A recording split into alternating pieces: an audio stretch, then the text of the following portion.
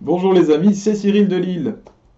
Je vous invite à continuer à réfléchir sur les objections que l'islam formule envers le catholicisme. Alors aujourd'hui, nous allons voir le dogme de l'Église catholique selon lequel Jésus est Dieu. Hier, nous avons vu le dogme selon lequel Jésus est fils de Dieu, ce qui n'est pas la même chose, puisque l'Église catholique dit qu'à la fois Jésus est le fils de Dieu et qu'il est Dieu. Alors, comment est-ce que c'est possible?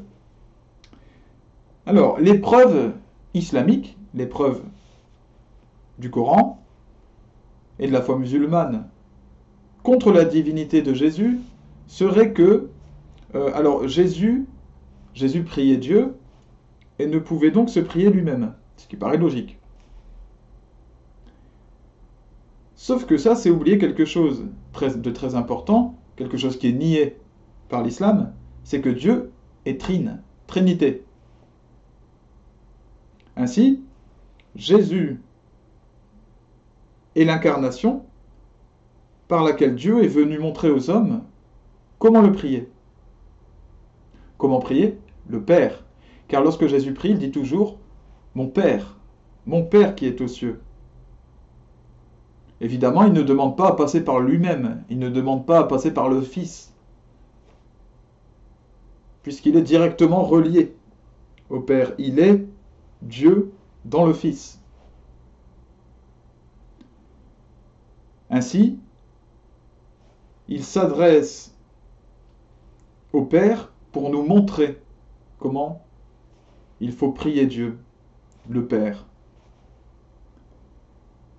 Alors, un autre argument qu'on entend dans l'islam, c'est que Jésus accomplissait des actes indignes de Dieu, que en fait, Dieu est indigne de s'incarner dans un homme, parce qu'il ne peut pas manger, boire, dormir. Ce n'est pas possible pour Dieu. C'est indigne. Mais il y a une seule chose, en réalité, qui est indigne de Dieu, et bien c'est le péché. C'est la seule chose qu'il n'y a pas au ciel. C'est la seule chose qui nous coupe de Dieu. C'est l'obéissance à Satan, à l'enfer. C'est la désobéissance à la loi d'amour. C'est une blessure que nous faisons dans l'obéissance que nous devons à Dieu. C'est le péché. Or, Jésus, comme le dit le Coran, n'a jamais péché. Il est donc digne d'être Dieu.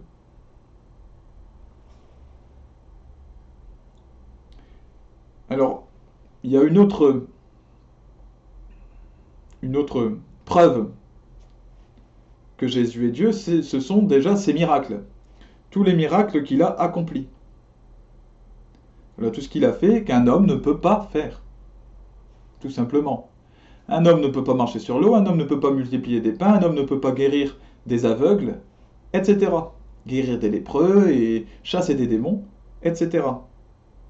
Et tous ceux qui l'ont fait après lui l'ont fait en son nom. Car il est le seul à pouvoir le faire. Jésus a dit « Je suis ». Il s'est présenté comme étant « Je suis ». D'ailleurs, le nom Jésus vient de ce terme. Il veut dire « Je suis ». Jésus, il y a juste une lettre à ajouter en français.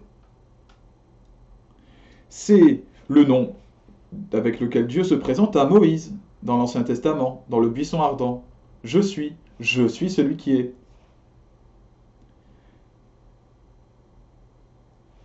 Il pardonne les péchés lorsque des hommes font un trou dans le toit pour amener un malade en brancard devant lui. Eh bien, et que cet homme demande la guérison, ses amis plutôt demandent la guérison pour lui, eh bien, Jésus le guérit en disant « Va, tes péchés sont pardonnés ». Il dit « Mais qu'est-ce qui est le plus facile? Dire « Va, tes péchés sont pardonnés » ou dire « Maintenant, lève-toi, prends ton brancard et marche ». Alors il dit « Eh bien, pour vous prouver que ces péchés sont pardonnés, je vais maintenant le faire. Lève-toi, prends ton brancard et marche ». Et ce qui, évidemment, comme vous le savez très bien, l'homme se lève, prend son brancard et marche. La stupéfaction générale. Ainsi, les Juifs se mettent d'ailleurs à détester Jésus en disant qu'il blasphème. Voilà. Alors qu'il ne blasphème pas, il montre par les actes qu'il est Dieu. Voilà. Et il y a aussi le fait que il y a une phrase comme ça, Jésus dit, si vous ne croyez pas que je suis, vous mourrez dans votre péché. C'est dans Saint Jean, chapitre 8, au verset 24. Si vous ne croyez pas que je suis, vous mourrez dans votre péché. Je suis. Donc il est, de toute éternité, il est, sans condition. Et si vous ne le croyez pas, vous mourrez dans votre péché. C'est bien là, encore une fois, une preuve de son statut de Dieu. Il se présente lui-même en tant que Dieu. Et puis, tout ce que fait Jésus, et puis sa nature, là où il est né, la façon dont il a grandi, la vie entière de Jésus, correspond aux prophéties annoncées dans l'Ancien Testament. Ces prophéties qui annonçaient la venue d'un Dieu sauveur. Voilà. Dans Isaïe, chapitre 2, versets 3 et 4, chapitre 11, verset 10. Et puis, ce Dieu était annoncé comme étant un serviteur souffrant.